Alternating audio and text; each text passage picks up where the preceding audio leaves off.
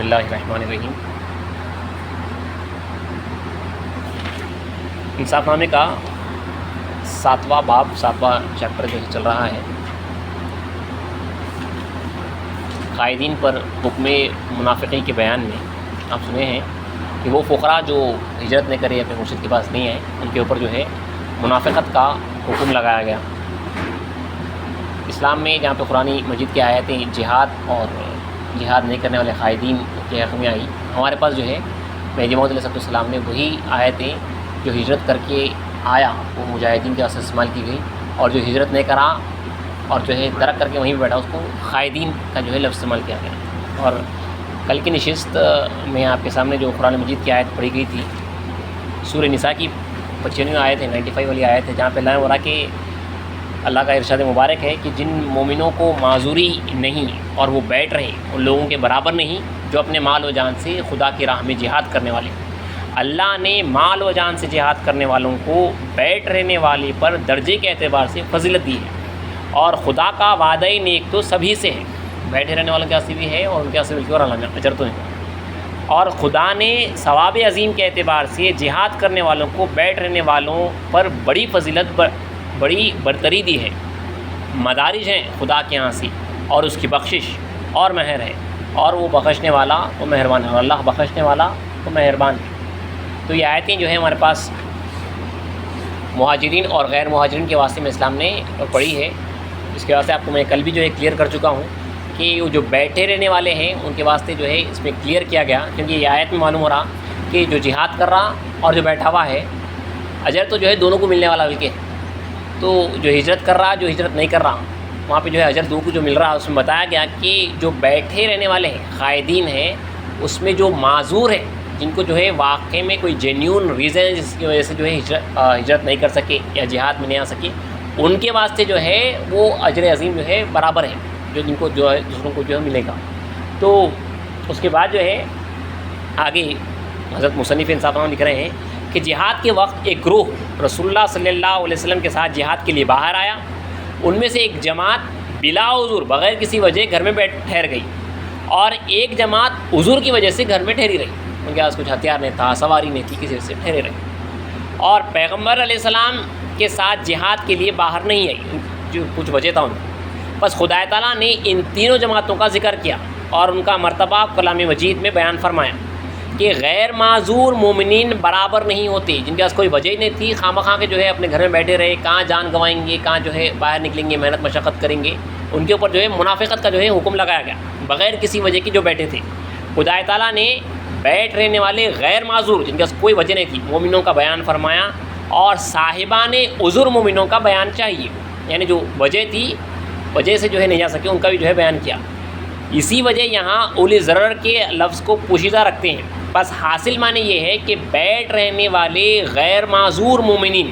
جن کے پاس جو کوئی وجہ نہیں تھی، جو قائدین تھے، صاحبان عذر مومنوں کے برابر نہیں ہوتے، جن کے پاس وجہ تھی جس کی وجہ سے جو ہے انہوں نے ہجرت نہیں کر سکے یا جہاد نہیں آ سکے، وہ لوگ برابر نہیں ہو سکتے۔ والمجاہدون فی سبیل اللہ باموالہم وانفسہم، اور خدا کی راہ میں اپنی جان و مال قربان کرنے والے مجاہدین، اللہ نے مجاہدین کو قائدین پر ایک درجے فضیلت دی ہے۔ واقعی میں جو نکل کے آ گیا،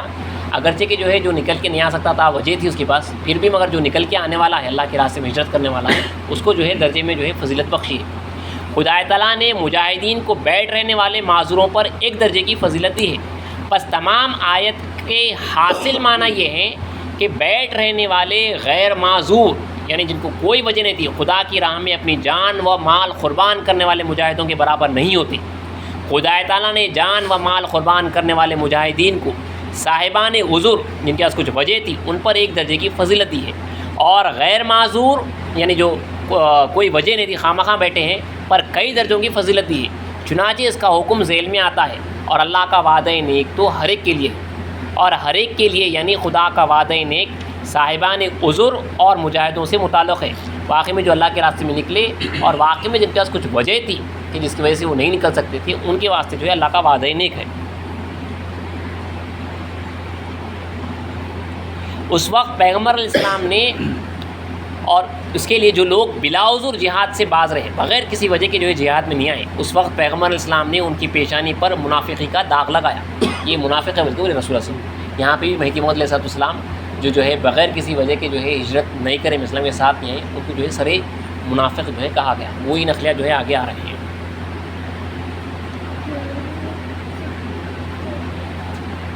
اور ان کی منافقی پر ملامت کرتے تھے. منافقوں کے متعلق خدا تعالیٰ فرماتا ہے کہ بے شک منافق دوزخ کے سب سے نیچے کے درجے میں ہوں گے. بس جو لوگ دوزخ کے سب سے نیچے کے درجے میں ہوں گے وہ بشارت حسنہ میں کیوں کرا سکتے ہیں؟ وہ جو ہے اس بشارت میں نہیں آ سکتے. جو بیٹھ رہنے والوں کے واسطے اللہ میں بول رہا اللہ بھی برابر اللہ بھی برابر جو بول رہا وہ جو ہے جو برابر ہیں وہ جن کے پاس وجہ تھی جس وجہ سے جو نہ ہجرت نہیں کر سکے جہاد نہیں کر سکے وہ جہاد کرنے والوں کے جو ہے برابر ہیں.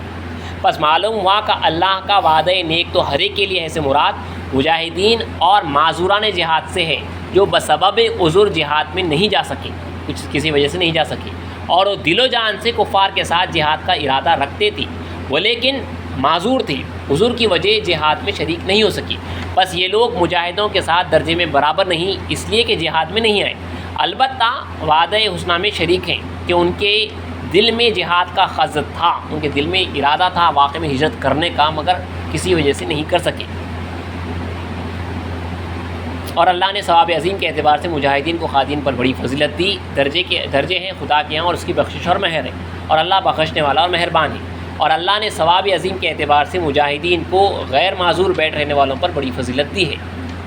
درجے ہیں اس کی طرف سے اور بخشش اور مہر ہے خدا تعالیٰ کی طرف سے. بس حاصل معنی یہ ہے کہ مجاہدین صاحبان عذر پر ایک درجے کی فضیلت رکھتے ہیں اور غیر معذوروں پر جو بغیر کسی وجہ کے جو ہے نہیں آئے ان کے اوپر جو ہے کئی درجوں کی فضیلت رکھتے ہیں. جب خدا تعالیٰ غیر معذوروں کو ایک درجے میں ایک مرتبے میں معذوروں کے برابر نہیں کیا اور وعدہ نیک میں بھی شریک نہیں کیا اور مجاہدوں کو ان کے اوپر کئی درجوں کی فضیلت دی تو معلوم ہوا کہ ان کے لیے خدا کی طرف سے بجائے درجات کے درکات ہیں اور بجائے مغفرت کے عقوبت اور بجائے اجر عظیم کے عذاب سخت ہے.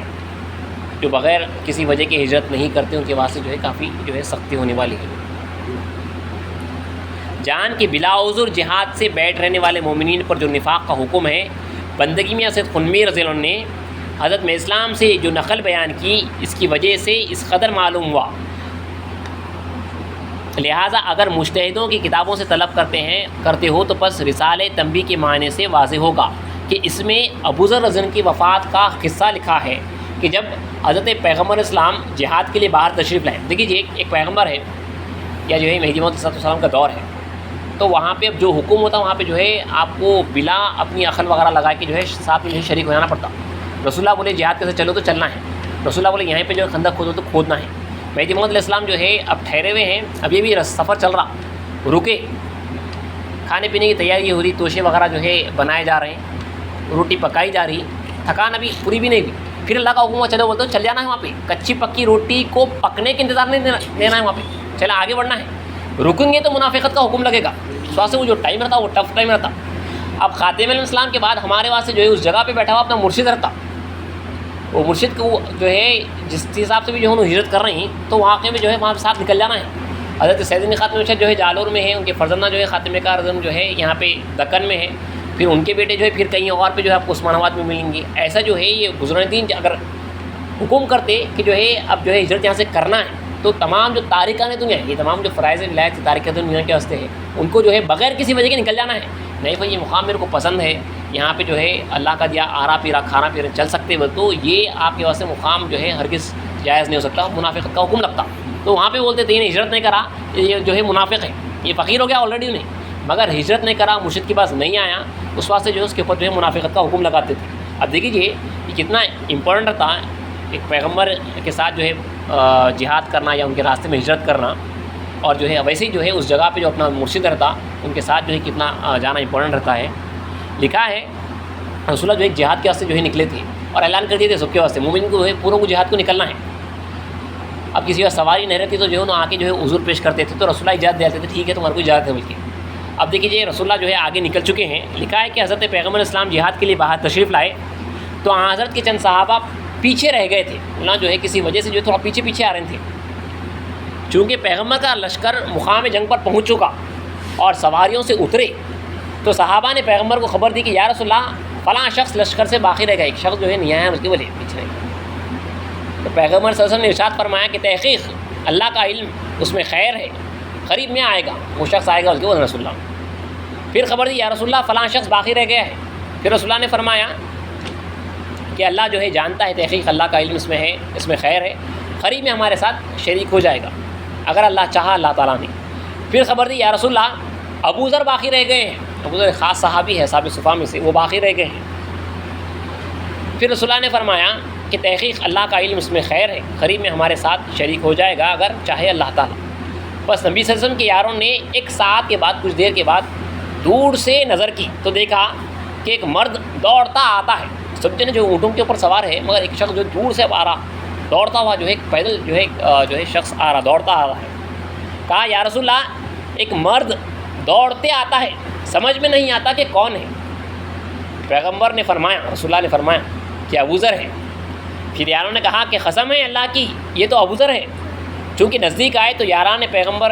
پیغمبر نے دیکھا کہ ننگے پاؤں ہیں اور اونٹ کا بوجھ گردن پر رکھے ہوئے دوڑتے گرتے پڑتے آ رہے ہیں۔ اونٹ کو چھوڑ ڈالے اونٹ کے اوپر جو سامان تھا وہ پورا لے لیے، ننگے پیر جو ہے بھاگتے ہوئے آ رہے ہیں۔ جو ہی پیغمبر نے دیکھا فرمایا آہ غریب ابو ذر، چلتا ہے تنہا، زندہ رہے گا تنہا، مرے گا تنہا اور اٹھے گا تنہا۔ یہ بشارت دی ہے رسول اللہ نے کہ اتنے خاص صحابی تھے، خاص عاشق رسول تھے۔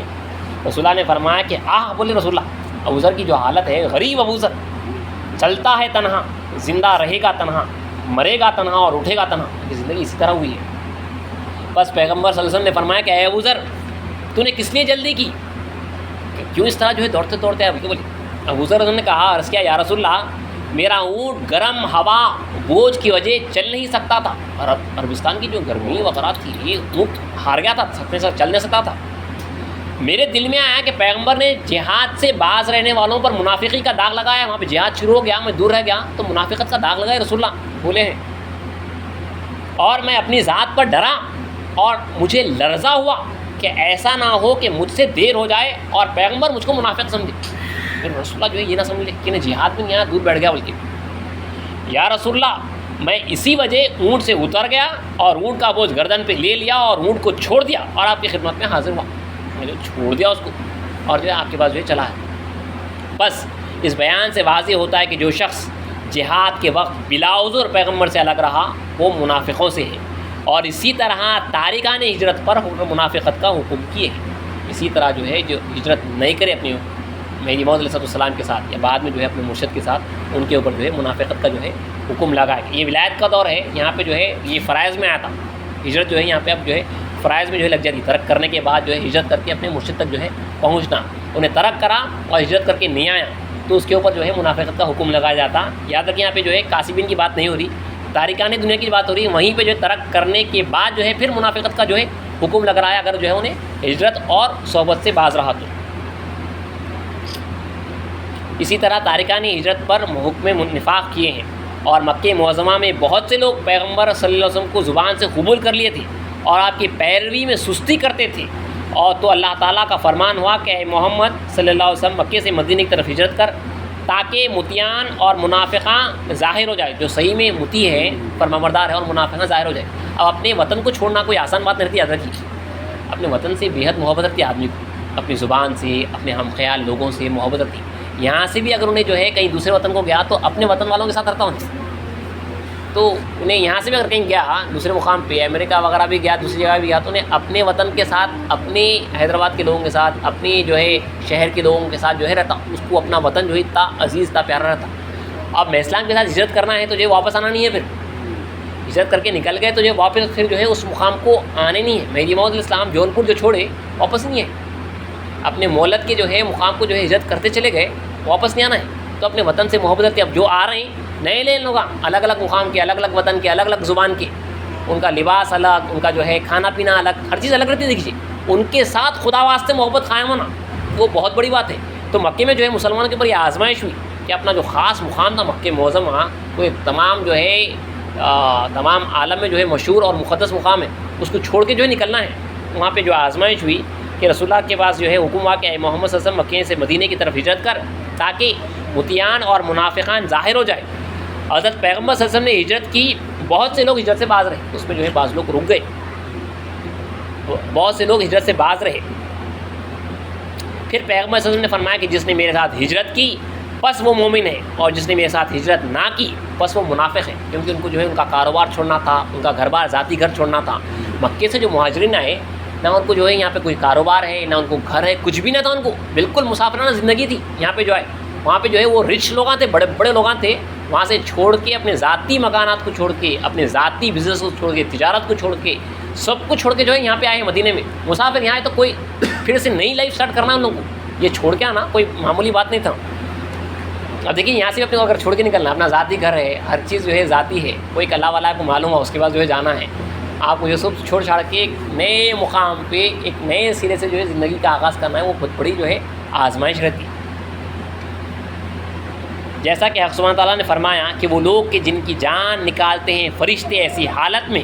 کہ وہ خود اپنے اوپر ظلم کر رہے تھے۔ فرشتے کہتے ہیں، یہ لوگوں فرشتے پوچھتے ہیں کہ تم کس حال میں تھے؟ وہ کہتے ہیں کہ ہم ناتواں تھے، ہم کمزور تھے اس زمین میں۔ فرشتے کہتے ہیں کیونکہ ہم وہاں پہ جو ہے کفرستان تھا، وہاں پہ جو اللہ کی عبادت کرنے کے واسطے جو ہے کفار تنگ کر رہے تھے، نمازیں وغیرہ پڑھنے کے واسطے، اذان دینے کے واسطے جو تنگ کر رہے تھے، تو فرشتے جو ان کو پوچھیں گے کہ کیا اللہ کی زمین کشادہ نہ تھی کہ تم اس میں کسی طرف ہجرت کر جاتے؟ تو یہ لوگ ہیں جن کا ٹھکانہ دوزخ ہے اور وہ بہت بری جگہ ہے۔ مگر جو واقع میں ناتواں ہیں، اللہ خود جو ہے یہاں پہ کمزور لوگوں کا ذکر کیا ہے، ناتواں ہیں، مرد اور عورتیں اور بچے جو نہ کوئی ہیلا کر سکتے ہیں اور نہ راستہ جانتے ہیں، تو ایسے لوگوں کو امید ہے کہ اللہ معاف کرے، اور اللہ معاف کرنے والا بخشنے والا ہے۔ اور جو ہجرت کرے گا اللہ کی راہ میں تو پائے گا زمین میں وافر جگہ اور کشائش، اور جو نکلے اپنے گھر سے ہجرت کر کے اللہ اور اس کے رسول کی طرف، پھر اس کو موت آ پکڑے تو اس کا ثواب اللہ کے ذمے ثابت ہو چکا، اور اللہ بخشنے والا اور مہربان ہے۔ تمام قوم مہدویہ دیکھ لیجیے آپ، آج سے 100 سال پہلے تک بھی مہدی موعود علیہ السلام سے لے کے اس زمانے تک 100 سال پہلے تک بھی جو ہے الگ الگ مقامات پہ جو ہے ہجرت کرتے ہوئے جو ہے ایک پاک صاف پانی، بہتا پانی جو ہے پاک صاف رہتا، خدا کے راستے میں جو ہے مسلسل جو ہے ہجرت ہمارے پاس رہی ہے۔ اور یہاں پہ بھی اللہ یہ بتایا کہ جو اللہ کے یہاں سے نکلتا نہیں، پہلے نکلنے سے پہلے اس کو جو ہے شیطانی خطرات، رکاوٹیں وغیرہ ہوتا تھی، جب نکل جاتا تو اللہ کہہ رہا ہے اس کے واسطے جو ہے ہم زمین کو جو ہے کشادہ کر دیتے،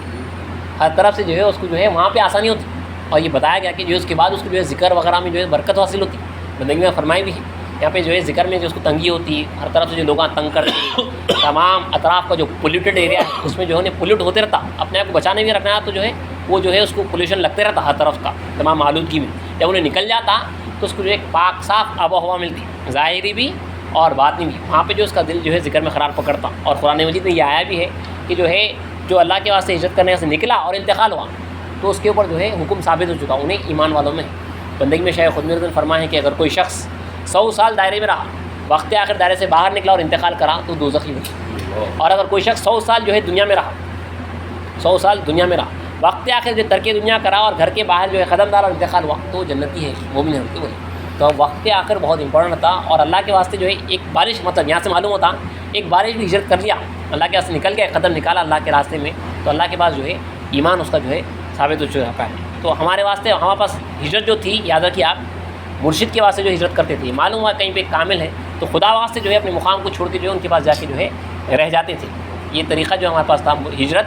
برائے صحبت تھی۔ اور ایک ہجرت بھی ہوتی ہے کہ جو ہے آپ کو اس سے پہلے کہا تھا جہاں پہ جو دارالکفر سے جو ہے دارالسلام تک، اور جو ہے دارالخوف سے دارالامن تک، جہاں پہ خوف ہے آپ اللہ کی بات نہیں کر سکتے، تو ایک امن کا مقام جہاں پہ جو آپ بیٹھ کے جو ہے اللہ کی عبادت کر سکتے ہیں، تو وہاں تک بھی جو ہے ہجرت کر لینا، ورنہ جو ہے اللہ کے پاس جو پوچھ ہوتی کہ جو ہے تم اگر جو ہے وہاں پہ عبادت نہیں کر سکتے تھے تو جو ہے اللہ کی زمین تو کشادہ تھی، کہیں اور پہ جو ہے چلے آتے جہاں پہ جو تم اللہ کا نام لے سکتے تھے۔ انشاءاللہ اسی کے تعلق سے کچھ اور نقلیات ہیں، میں پڑھیں گے۔